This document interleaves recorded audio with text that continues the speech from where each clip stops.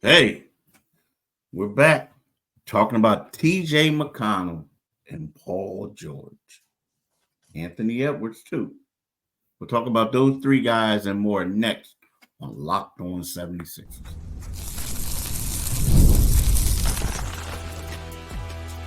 You are Locked On 76ers, your daily Philadelphia 76ers podcast, part of the Locked On Podcast Network, your team every day. For making Locked On 76ers your first listen every day. We are free and available wherever you get your podcasts and on YouTube, part of the Locked On Podcast Network, your team every day. Today's episode is brought to you by FanDuel. Now through September the 22nd, all FanDuel customers can bet $5 and get 3-week free trial of NFL Sunday Ticket from YouTube and YouTube TV. Visit FanDuel.com to get started.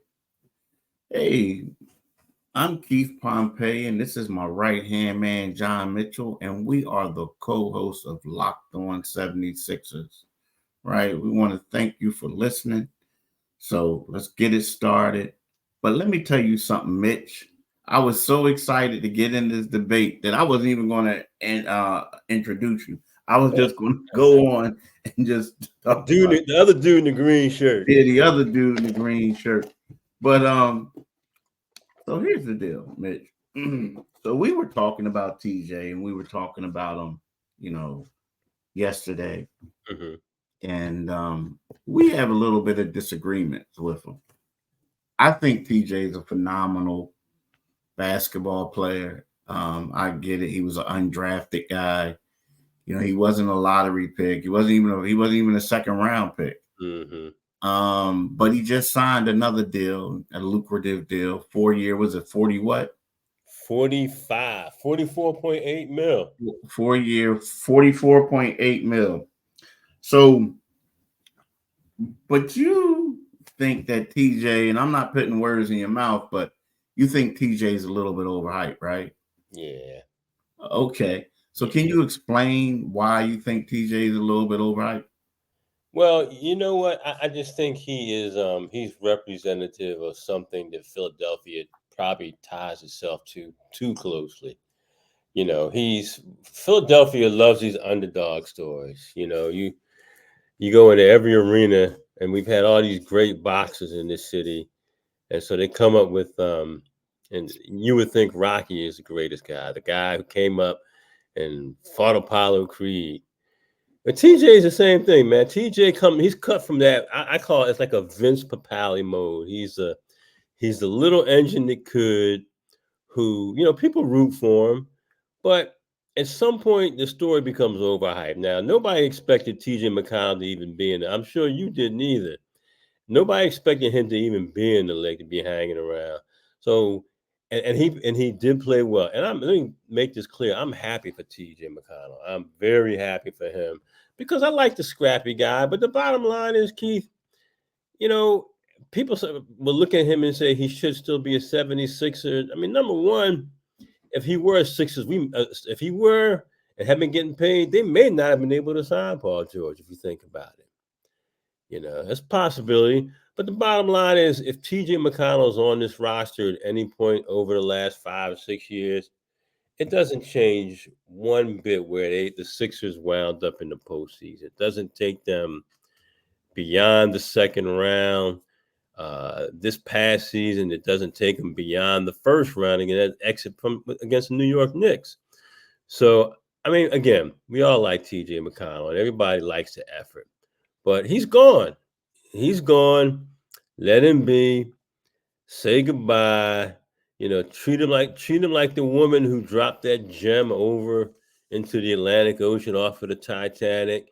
But it's time to move on from TJ McConnell, man. You can't just keep going back to this guy. And he fits all the stereotypes. He fits all the Philadelphia stereotypes. He's scrappy. He looks like a guy who played in the CYO in the Catholic League. But this is the NBA, man. And while TJ is a nice piece to have, I don't think if he had stayed here and become a homegrown guy and a household name, I don't think it would have changed where the Sixers ended up each of these last 5 or 6 years one bit.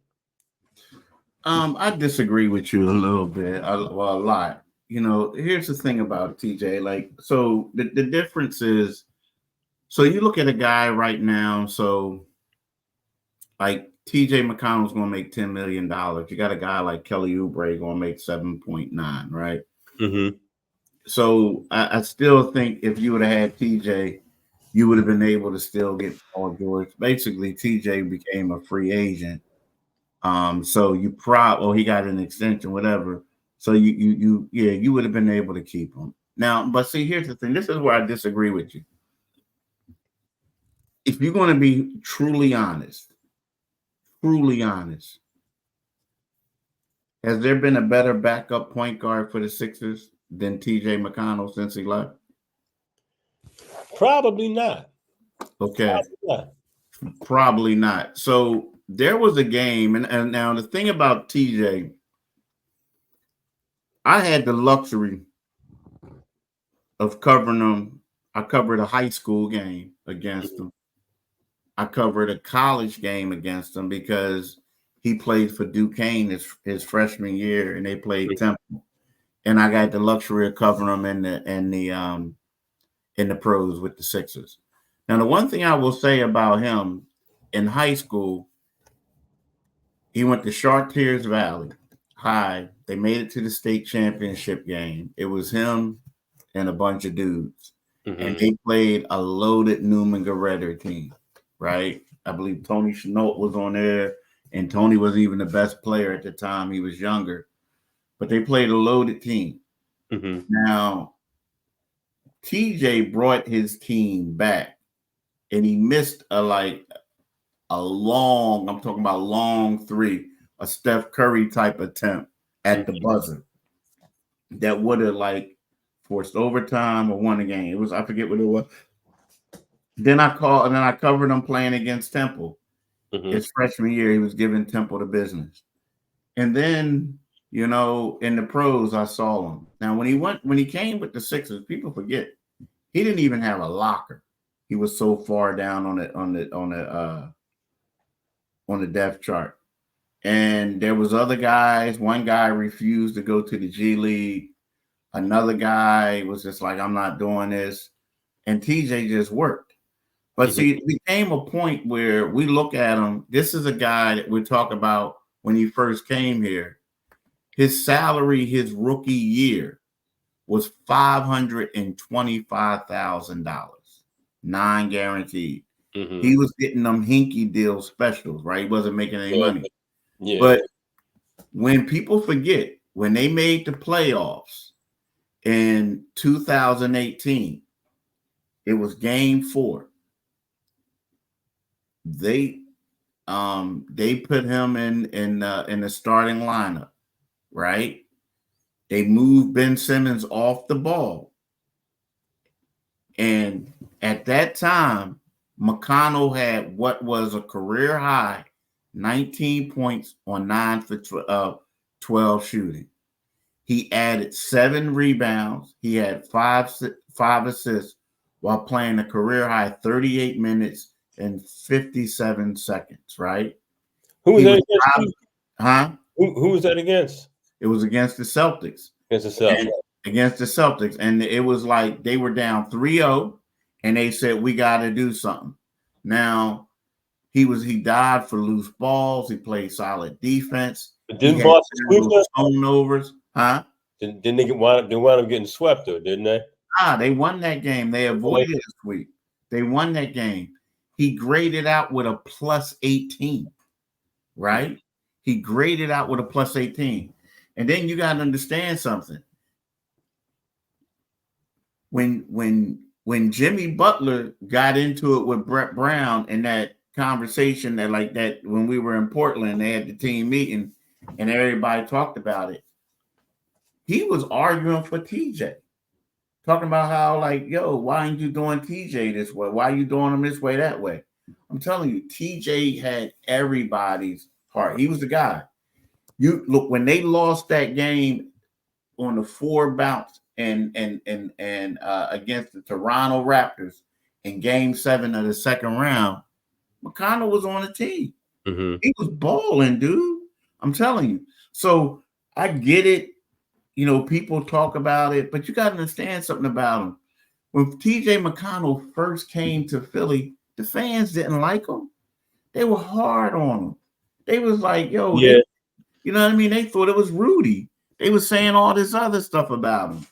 But they love him, man. I'm telling you. Yeah. Hard. He plays hard. He does. And against the Knicks, he was killing. He was balling, bro. He was the man. He played hard. That was a beaten Knicks team. When they showed up for that second round, come on, Keith, man. You know that was a beaten New York team. They had been worn down to the nub. Now, so you mean to tell me, okay, so wasn't Tyrese Halliburton banged up too? Oh, this and that? Like, yeah, but But the dude was down there. I don't know. He a gamer. I mean, he might not fit the mold what people think of an NBA player. Mm-hmm. I think that's more. But I'm telling you, dude, in my 11 seasons of covering this team, they haven't had a better backup point guard. Hell, they may not even had a better point guard, to be honest with you. I'm gonna be real. Like, come on, bro. Like the rest of them. I mean, they had a lot of dudes, and a lot of dudes didn't pan out. Yeah, so that's all I'm saying. So you wouldn't consider you obviously wouldn't consider him better than Tyrese. Nah, but he was a backup point guard. I mean, he was as far as running an offense, he better than Tyrese as far as running an offense. Because Tyrese isn't a pure point guard. Yeah, he was a pure point guard. He was a pure point guard. You know what I mean? That's what we're talking about. Now, who do you want? Who you going to start? Oh, you're going to take Tyrese, of course. Right. But as far as like getting guys in the right position, doing this, come on, man. Yeah, I give you that, but my whole contention, and we can talk about it a little bit more after the break, because I think it's an interesting topic. Had he remained the 76ers, the outcomes would have remained the same. I mean, yeah, but look, if you know, come on, I don't know. All I know is he better. Is he better than any of the other backup point guards? Yeah, he's better than the backups. Yeah, that's what I'm saying. That's what he was. The Sixers messed up. Like, the dude got heart. He has heart. He has heart. Big time. Yeah, well, listen, we can talk about that a little bit more and talk about some Paul George stuff after we talk about FanDuel. You've heard us talk a lot about FanDuel, America's #1 sports book. Well, we have something a little different for you.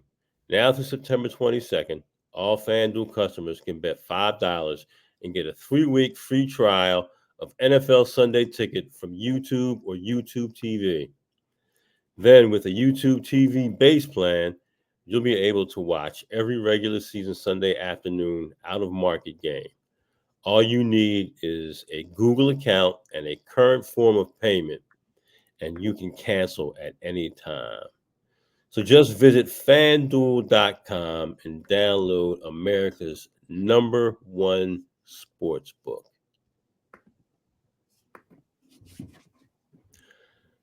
Thank you for making Locked On Sixers your first listen of the day. For your second listen, enjoy the Locked On NBA podcast. There is no off-season in the NBA, and Locked On NBA provides daily basketball analysis from national and local experts in 30 minutes or less. No one keeps you as informed and entertained as Locked On NBA. Available on YouTube or wherever you get podcasts. Part of the Locked On Podcast Network. Your team every single day. So here's the deal, bro. So, like, I mean, you want to you miss TJ McConnell. You wish you could swap somebody. You wish you could swap Reggie Jackson out for him right now. I don't know, but what I do miss is I miss that. You know what? I like a guy. You missed the Rocky story. Nah, it wasn't the Rocky story, because the Rocky story was fake. You know what I miss?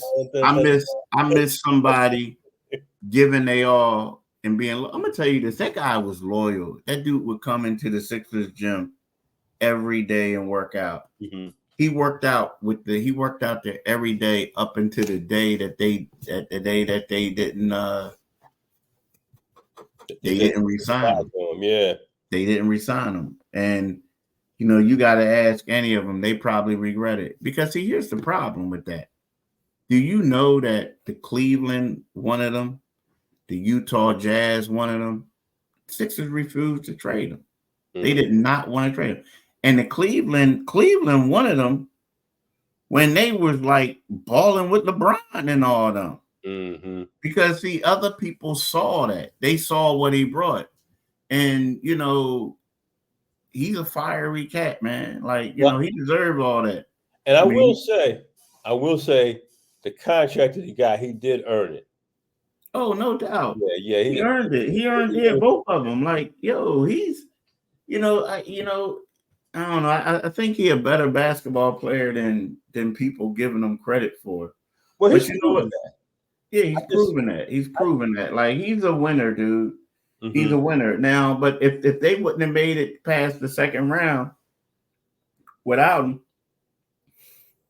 all I know is that's a fact that I do know. They haven't been as close as they since he left as they were before. But I will say this about him. You can't blame them getting past the second round on the backups. You got to blame it on the guys who they acquired, who was supposed to be the stars of the team. Absolutely. You know what I mean? And they didn't get it done. But I will say that he outperformed Ben Simmons in that playoff series against the Celtics, right? To a point where they tried to trick people and made it seem like TJ and Ben was sharing the backcourt. But what happened is they took Covington out the starting lineup and had Ben being the point forward, so to speak. Mm-hmm. And TJ was running the show. So it was kind of like they had Ben in the dunker spot. Yeah. Right? So that was the beginning of the end. Yeah, kind of, sort of, bro. Kind of, sort of. But here's the thing.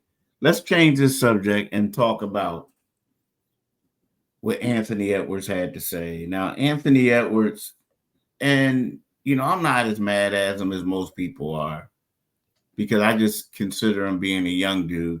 It's kind of like us saying Wilt Chamberlain couldn't play. Right. Michael Jordan was all that. Like saying, yeah, Wilt was playing against small dudes and he couldn't do anything. So Anthony Edwards, they asked him a question and he said there was nobody in the league but besides Michael Jordan. Paul George chimes in, Magic Johnson chimed in, but Paul George chimed in and said it was disrespecting the game, right? Yeah. And I'm pretty sure you have some comments about all that. Yeah, his let's revisit one more time Anthony Edwards' ignorance. He said, I didn't watch it back in the day, so I can't speak on it. That's a bad place to begin. They said it was tougher back then than it is now, but I don't think anybody had skill back then. Michael Jordan was the only one that really had skill, you know what I mean?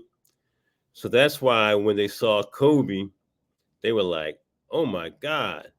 But now everybody has skill. And I think athleticism is more prevalent than skill is prevalent in the game. I mean, quite honestly, I feel like we're watching two different games.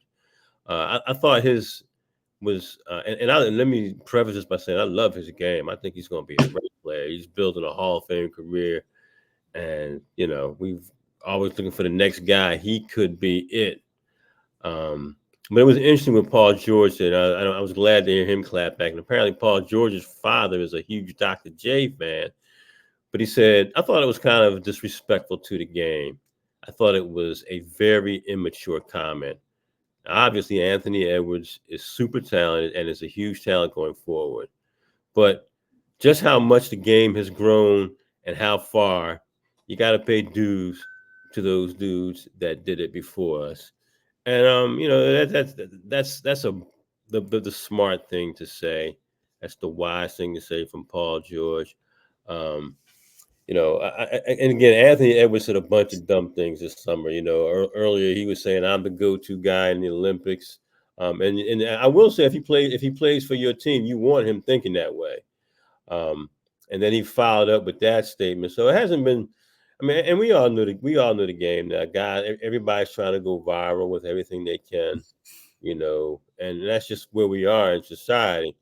But I think it was kind of an ignorant statement. Again, but when I won him on my team yesterday, yeah. Yeah,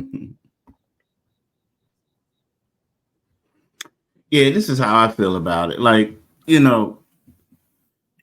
was an ignorant statement, but it was also telling of his age, also telling of his being a little naive and stuff. And again, like I said, I really didn't have a problem with it. I know better. But again, it's kind of like us, man. It really is. It's kind of like us when we were younger. And I mean, maybe you might have been different because your mom knew Wilt Chamberlain. I mean, Wilt Chamberlain went to Overbrook. You're Overbrook grad. So I'm a little biased towards him. You're a little biased towards him. But for me, like, I had to read up on Wilt, and I had to get older. And you look at these numbers and you say stuff, and you're saying to yourself, well, how come I'm looking at these dudes and they're playing them and none of them could defend them, right? Yeah. You know what I mean? So to me, when you say stuff like that, you just showing ignorance. I mean, like, okay, prime example. I saw the T-shirt, and it was the Mount Rushmore of the Sixers. The Sixers Mount Rushmore. It was Dr. J, Charles Barkley, Allen Iverson, and Joel Embiid. Yeah. Like, there was no Wilt Chamberlain. There was no this and that. You understand what I'm saying? Yeah, that person is kind of sort of like, huh? That person should get their money back. But what it is just telling of our times. Like, yeah, when we were growing up, everybody said, when you said who's the GOAT in football, greatest quarterback, who was it? It was Joe Montana. Yeah. Now people are saying it's Tom Brady. Yeah. But before Joe Montana, they were probably saying like someone else, like Y.A. Tittle and all. You understand what I'm saying? Like, you know what I mean? Like, when you ask the kids today, you say, hey, like, who's the best baseball player from the Philadelphia area? They're going to say Mike Trout, whereas we're going to say Reggie Jackson. You know what I'm saying? So, like, when I hear comments like that, as ignorant as it is telling you that they don't know the history. Yeah. And you say, like, he should know it, but they don't, man. They don't. Yeah. They don't. Like, so... You gotta put the history on. You gotta put the history on Instagram, and you gotta have a half-naked lady walk in front of you before they'll pay attention to it. Yeah, I mean, it's like, yo, I can do this, I can do that. But the one thing I will say that the game was more competitive back then. It was more physical. More physical, yeah. It was more physical. Like, so it's crazy, bro. Like, it's crazy. Like, as much as we talk about Hal Lear, people don't know who he is. Yeah. And they sure don't know. They sure don't know who half the guys were on that team that won that championship. You know what I mean? Look, Billy Cunningham, Kangaroo Kid. What do they recognize him for? It's recency bias. If you're a sports fan, no one is immune from it because everybody is going to show favoritism to the players they're familiar with, Exactly. We grew up. Exactly. Yep. So that's it. But look, y'all, we want to thank y'all for listening. But before we go, I want y'all to do me one favor. One favor. It's an easy favor. Very easy. Yeah. I need y'all to go check out Locked On NBA podcast, where the season never ends, providing national expertise with a local perspective. You can find the link to Locked On NBA in the description, so you don't need to search. It's part of the Locked On Podcast Network, your team every day. Every day. Every day. So we'll be back with you guys tomorrow on Friday, for our last segment of this week. But before we go, we want to say peace out. And, don't get into any debates about some old heads that you know nothing about, because they're going to have to school you. They're going to have to school you. But all right, y'all. Peace out. Peace. Take you to the woodshed. I know, right? Big time.